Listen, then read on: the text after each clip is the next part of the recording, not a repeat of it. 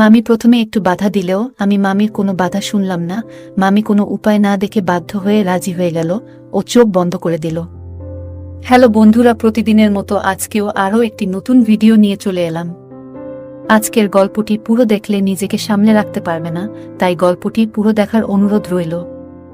বন্ধুরা, আজকে আমি বলবো আমার মামার ও মামির ফুলশয্যা কিভাবে আমার আর মামির মধ্যে হয়েছিল এবং আমি মামির সাথে কি কি করেছিলাম আজকে তোমাদের সাথে শেয়ার করব। বন্ধুরা, আমার নাম রূপম, আমার বয়স 20 বছর। অন্যান্য ছেলেদের মতো বয়সের দোষে যেটুকু পরিবর্তন আসে তার সবটাই আমার মধ্যে এসেছিল। মানে নেশা করা, প্রেম করা, পর্ন দেখা, এসবই আমি করতাম। সদ্য পাকামো শুরু হয়েছে। বাসের শেষের সিটে তখন আমাদের গভীর আড্ডা বসত, চলত গভীর আলোচনা। কি আলোচনা আশা করছি বুঝতেই পারছেন, তাও বলেই দিই, সদ্য সেক্স নিয়ে নতুন নতুন তথ্য জানা শুরু করেছি, এরকম একটা সময় চলছে তখন। তবে সময় আর সঠিক সুযোগের কারণে কিছু করার অনেক ইচ্ছা থাকলেও সেটা এখনো হয়ে ওঠেনি। তবে আমি কিন্তু দেখতে খারাপ না, আমার চেহারা খুব হ্যান্ডসাম না হলেও মেয়েদের কাছে যথেষ্ট আকর্ষণীয়। সেটা তাদের আচরণ দেখেই বুঝতে পারি, তবে যাকে একবারে পছন্দ হবে সেই রকম কাউকে পাইনি এখনো। যাই হোক, আমার একমাত্র মামার বিয়েতে আমাদের ফ্যামিলি শুদ্ধ সবাই গেলাম। আমার মামা ব্যাংকের ম্যানেজার। আমার মামার বয়স প্রায় 35 বছর, দেখতে মোটেও ভালো না, তার উপর প্রচুর মদ খেত। মামার চেহারার কারণে ভালো মেয়ে পাওয়া যাচ্ছিল না, তাই বিয়ে করতে করতে এত বয়স হয়ে গেল। সবশেষে এক মধ্যবিত্ত পরিবারের মেয়েকে পছন্দ হয় সবার। মেয়েটি দেখতে অসাধারণ সুন্দরী, তবে ফ্যামিলির অবস্থা ভালো না, তাই তারা মামার মতো বড়লোক জামাই পেয়ে মেয়েকে বিয়ে দিয়ে দেয়।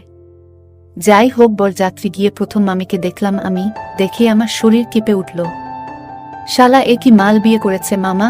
মামি ছিল আমার দেখা এখনো পর্যন্ত সব থেকে সুন্দরী মেয়ে। বয়সে মামার থেকে অনেকটাই ছোট, খুব বেশি হলে 25 বছর হবে। গায়ের রং ফর্সা, দুধে আলতা, নাক, চোখ, মুখ অসাধারণ এবং স্লিম ফিগার। আমি ভাবলাম এই রকম সুন্দরী মেয়েকে মামার মতো একটা লোক খাবে। আমি তো এতদিন এরকম একটা মেয়ে খুঁজছিলাম। না না, এই মেয়েকে মামার আগে আমাকেই খেতে হবে, আর এমনভাবে খেতে হবে যাতে এ আমাকে ছাড়া আর কাউকে না দেয়। আমি মনে মনে প্ল্যান করতে শুরু করলাম কিভাবে কি করা যায়। পরের দিন মামি মামা বাড়িতে আসার পর আমি মামির সাথে একটু বেশি কথা বলা শুরু করলাম। মামিও বেশ হাসি খুশি, আমার সাথে খুব তাড়াতাড়ি ভালো ভাব হয়ে গেল। মামি মাঝে মাঝেই আমায় ডাকতে লাগলো। সম্পর্কে আমার মামি হওয়ায় আর আমার থেকে বয়সে বড় হওয়ায় কেউ কোনো রকম সন্দেহ করল না আমার সাথে বেশি ভাব হওয়া নিয়ে। বরং মামা আমায় নিজে বলল যে তোর মামির কি লাগে না লাগে তার দেখার ভার তোকে দিলাম। আমার আসল খেলা শুরু হলো বউ ভাতের দিন। মামা আমার থেকে বয়সে অনেক বড় হলেও বন্ধুর মতোই সম্পর্ক ছিল। আমি তাই একটা হার্ড ড্রিঙ্কস এনে মামাকে বললাম, মামা আজ একটু না খেলে হয় এত আনন্দের দিন। মামা মদের প্রতি এমনিতেই দুর্বল, তাই বেশি না করতে পারল না। আমি বললাম একটু রাত হলে তুমি খেয়ে নিও, দেখবে জোশ পাবে।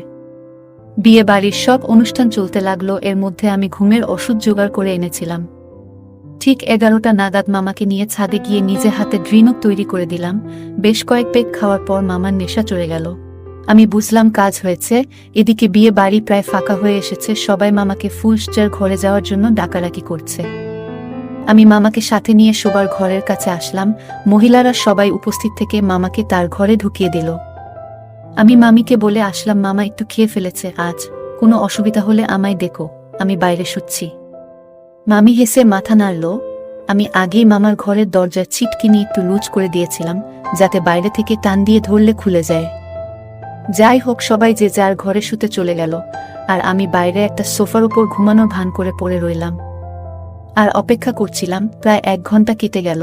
চুপি চুপি মামার ঘরের দরজায় কান পেতে শোনার চেষ্টা করলাম কোনো আওয়াজ পাওয়া যায় কিনা, কিন্তু কিছুই শুনতে পারলাম না। আমি আবার সোফায় এসে শুলাম। প্রায় আধ ঘন্টা পর মামার ঘরের দরজা খুলে গেল। দরজা সামান্য ফাঁক করে মামি উকি দিল। আমি তাড়াতাড়ি দৌড়ে গেলাম। মামি আমায় দেখে বলল, দেখো না কি অবস্থা, তোমার মামার তো কোনো হুঁশ নেই, আমি কি করব।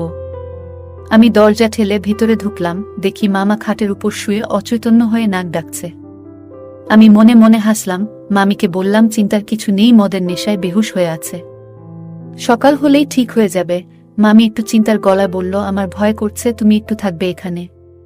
আমি হেসে বললাম, ভয়ের কিছু নেই, তবু তুমি যখন বলছো আমি থাকছি। যাও, দরজাটা ভালো করে বন্ধ করে এসো। আমি এখানে আছি সেটা যেন কেউ জানতে না পারে। মামি তাড়াতাড়ি দরজা বন্ধ করে দিল। আমি মামির দিকে তাকালাম। মামিকে অসাধারণ লাগছে। বউ ভাতের সব সাজ খুলে মামি ফুলসজ্জার আলাদা লাল শাড়ি পরেছে। আমি মামিকে বললাম, তোমার মন খুব খারাপ হয়ে গেছে না? মামি আমার দিকে তাকিয়ে বলল, কেন গো? এই যে আজ রাতটা বৃথা গেল। মামি একটু হেসে বলল, একটা সত্যি কথা বলবো, তোমায় খারাপ ভেবো না। আমাদের অবস্থা খারাপ, তাই তোমার মামার মতো এমন একটা লোকের সাথে আমায় বিয়ে করতে হয়েছে। তাই তোমার মামাকে নিয়ে আমার কোনো আগ্রহ নেই। আমি মামির কাছে এগিয়ে গিয়ে বললাম, সত্যি তোমার কপাল খারাপ। তোমার সাথে কিছু করার কোনো যোগ্যতা মামার নেই। মামি আমার দিকে তাকিয়ে বলল, আমায় তোমার মামার সাথে থাকতে হবে, এটা ভেবেই খারাপ লাগছে। মামিকে অসাধারণ সুন্দরী লাগছিল, মনে হচ্ছিল এখনই খেয়ে ফেলি। আমি মামির কাছে সরে এসে বললাম, তোমার মতো সুন্দরী কাউকে মামার নয়, আমার দরকার ছিল। মামি লজ্জা পেয়ে বলল, অসভ্য, আমি তোমার মামি হই? আমি বললাম, আমি তোমার প্রথম দেখাতেই আমার বউ ছাড়া কিছু ভাবিনি গো। সম্পর্কে তুমি মামি হলেও মনের দিক থেকে তুমি আমার বউ। মামি বলল, ইসকি সব আজেবাজে বলছো তুমি? না গো, আমি সত্যি বলছি, তোমার মতো সুন্দরী মেয়ে আমি আজ পর্যন্ত দেখিনি। আমি মামির আরো কাছে সরে আসলাম। এবার মামি সরে গেল না, আমার গা ঘেঁষে দাঁড়িয়ে রইল। এই সুযোগে আমি মামিকে জড়িয়ে ধরলাম। এবার মামি আমাকে ধাক্কা দিয়ে ফেলে দিল। আমি উঠে দাঁড়িয়ে মামির সাথে খারাপ কাজ করা শুরু করলাম।